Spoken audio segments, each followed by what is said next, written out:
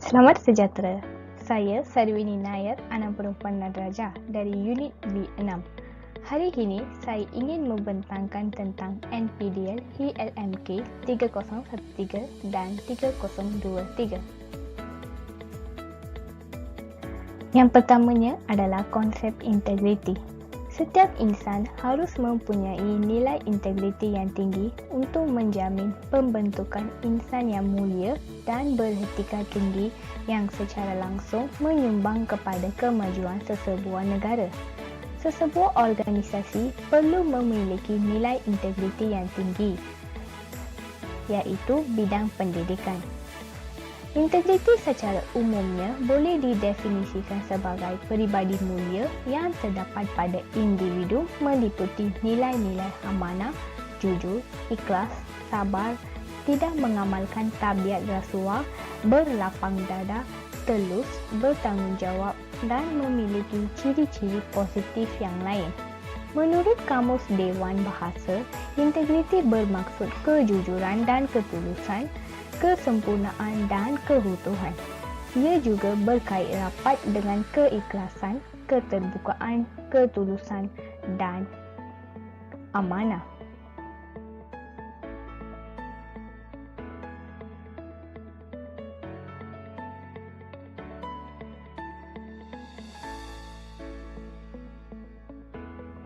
Seterusnya, integriti guru. Aspek integriti dapat dilihat dalam diri setiap guru melalui pelaksanaan tugas guru dengan amanah, mempunyai ciri keprihatinan, penuh kasih sayang, tahap ketabahan yang tinggi dan tidak mengambil kesempatan. Seseorang guru atau tenaga pengajar seharusnya mengikut kod etika perguruan bagi memastikan isu integriti tidak dipersoalkan, maka para guru dapat menjaga tingkah laku sebagai seorang guru, memahami dengan jelas etika guru iaitu tanggungjawab terhadap pelajar, ibu bapa, rakan sejawat, masyarakat dan negara. Dalam konteks pengajaran guru di dalam kelas pula, guru seharusnya mengutamakan kepentingan murid melebihi kepentingannya sendiri.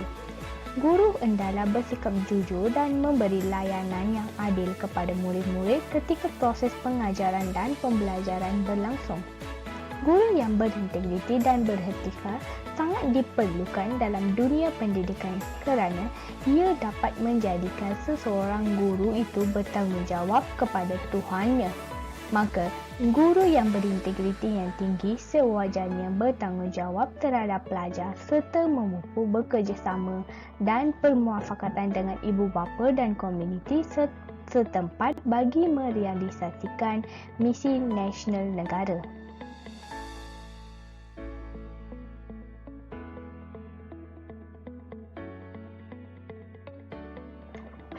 Ciri-ciri individu berintegriti, khususnya guru. Yang pertama adalah berpengetahuan dan berketerampilan dalam bidangnya. Yang kedua, mahir dalam teknologi maklumat dan komunikasi, iaitu ICT. Yang ketiga, berupaya menghadapi cabaran profesional. Yang keempat, berkasih sayang dan prihatin terhadap murid-murid. Yang kelima, mengamalkan nilai perguruan dan etika profesion keguruan. Yang keenam, menguasai kemahiran komunikasi dan interpersonal. Mari kita melihat faktor-faktor berlakunya rasuah yang merosakkan integriti berdasarkan teori etika dan teori perkembangan moral. Definisi rasuah. Rasuah ialah memberi sesuatu kepada seseorang dengan niat untuk mendapatkan sesuatu yang bukan menjadi haknya.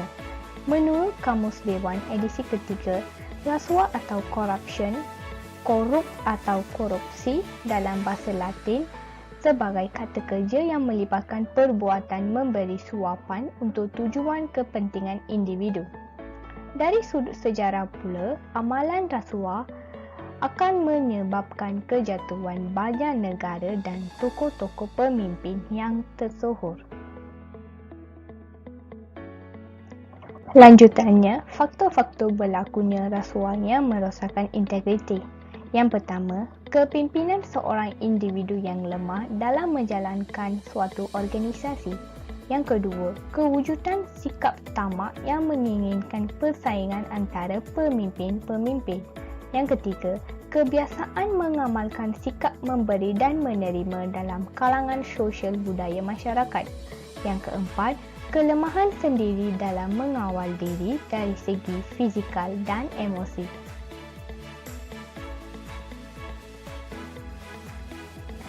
Kepimpinan seseorang individu yang lemah dalam menjalankan suatu organisasi. Kepimpinan yang lemah seperti kurang penyeliaan, tiada pemantauan, tidak efisien dan gagal mematuhi prosedur-prosedur yang telah ditetapkan sering mendedah sesuatu organisasi terdedah kepada penyelewengan dan berakhir dengan rasuah. Hal ini secara tidak langsung menjadi cenderung kepada rasuah. Misalnya, seorang guru sekolah yang mengajar mata pelajaran matematik telah memberi markah yang tinggi kepada anak sendiri yang belajar dalam kelas beliau apabila mendapat tahu bahawa anaknya mendapat markah yang kurang berbanding murid-murid lain. Dari segi pandangan teori kepribadian sosial yang menyatakan suatu peraturan yang ditetapkan yang mementingkan masyarakat keseluruhan dan bukan individu sahaja bagi mencapai suatu matlamat. Jadi, dalam situasi tersebut, guru tersebut gagal menjaga sasia diri sebagai guru kerana tidak mengamalkan hak sama rata dalam kalangan semua murid. Daripada hal kecil sebeginilah yang menjadi suatu isu rasuah kerana seseorang itu sanggup berfikir untuk kepentingan diri sendiri tanpa memberi manfaat kepada orang lain serta gagal menjalankan suatu organisasi dengan lancar. Seterusnya, faktor kewujudan sikap tamak yang menginginkan persaingan antara pemimpin-pemimpin.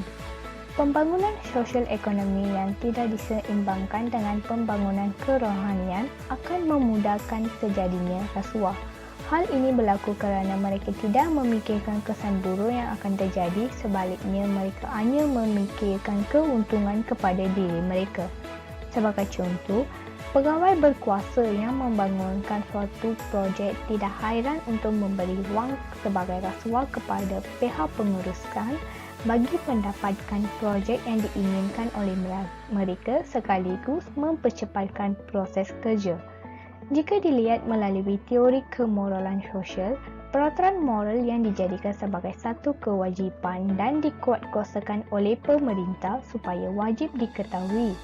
Peraturan ini tidak membenarkan seseorang menilai dan mengkritik peraturan moral yang telah ditetapkan oleh masyarakatnya. Dalam perkara ini, seseorang itu tahu bahawa rasuah dilarang oleh agama dan undang-undang, tetapi dilakukan juga dengan 1001 alasan peribadi. Jika seseorang yang terlalu mempentingkan kejayaan dan pangkat serta kewangan seringkali bertindak berdasarkan keuntungan peribadi tanpa mengira kesannya terhadap orang lain. Selain itu, faktor kebiasaan mengamalkan sikap memberi dan menerima dalam kalangan sosial budaya masyarakat menjadi salah satu faktor berlakunya rasuah. Masyarakat Malaysia yang terdiri daripada masyarakat majmuk iaitu terdiri daripada pelbagai kaum dan agama mengamalkan budaya memberi sesuatu hadiah atau sesuatu penghargaan kepada orang lain dalam bentuk wang atau sebagainya. Misalnya, masyarakat yang mengadakan sesuatu majlis keluarga, perkahwinan, hari perayaan secara besar-besaran, memberikan sesuatu hadiah atau sagu hati bagi tujuan mengembirakan hati tetamu mereka. Walaupun perkara ini menunjukkan sifat baik dalam diri seseorang, namun hal sebegini memberi ruang yang besar kepada perasuah atau penerima rasuah mengambil kesempatan dengan cara yang tidak baik untuk melakukan aktiviti rasuah mereka. Dari segi pandangan daripada teori behaviorisme, seseorang perlu memerhati dan mempelajari tingkah laku dan cara hidup yang ditetapkan adat masyarakat negara. Jadi, peraturan yang ditetapkan tidak patutlah ditukar-tukar ikut kehendak tingkah laku masing-masing, namun perlu mengamalkan budaya dengan format baik atau jika ingin memberi ganjaran kepada orang sebaik-baiknya, orang berkenaan tersebut menjayakan sesuatu aktiviti secara tulus hati dan ikhlas.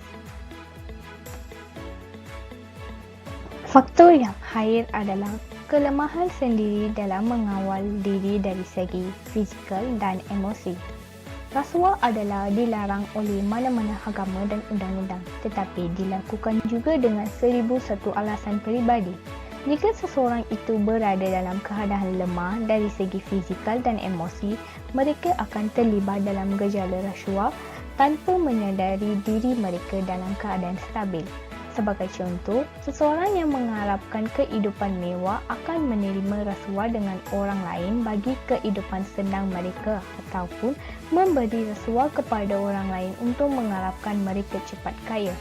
Misalnya, seorang pemuda daripada keluarga sederhana memberi rasuah kepada orang yang tidak berkenaan, iaitu orang asing dan tidak mempunyai sebarang persetujuan yang dia memberi ganjaran untuk membina rumah besar dia. Tetapi pada akhirnya, pemuda itu telah ditipu oleh orang asing itu dan pembinaan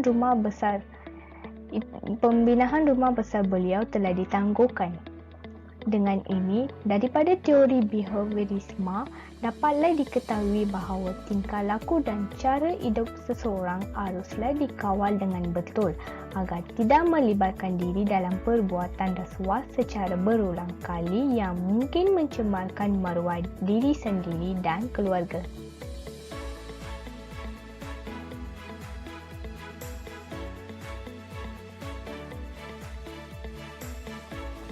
Konklusinya, cadangan jalan penyelesaian jangka panjang terhadap isu rasuah berdasarkan satu teori etika dan satu teori perkembangan moral. Yang pertamanya adalah kerajaan telah memperkenalkan pelbagai pendekatan selepas mencapai kemerdekaan dalam memastikan keberkesanan pembangunan negara tidak terjejas akibat amalan rasuah.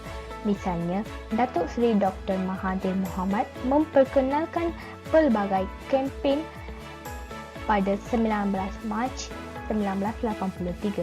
Menerusi kempen kepimpinan melalui 17 teladan dapat kemanfaatan iaitu bagi memastikan supaya seluruh warga dalam perkhidmatan awam benar-benar memberikan perkhidmatan yang terbaik yang wajar di taulani. Seterusnya, ibu bapa perlulah menyaut cabaran bagi menghalang anak-anak mereka daripada terjebak dalam gejala sosial iaitu rasuah. Pihak ibu bapa perlulah bertanggungjawab mengikuti perkembangan anak-anak mereka di sekolah. Contohnya, ibu bapa harus menghadirkan diri dalam sebarang pertemuan dengan guru untuk mengetahui masalah yang dihadapi oleh anak-anak mereka.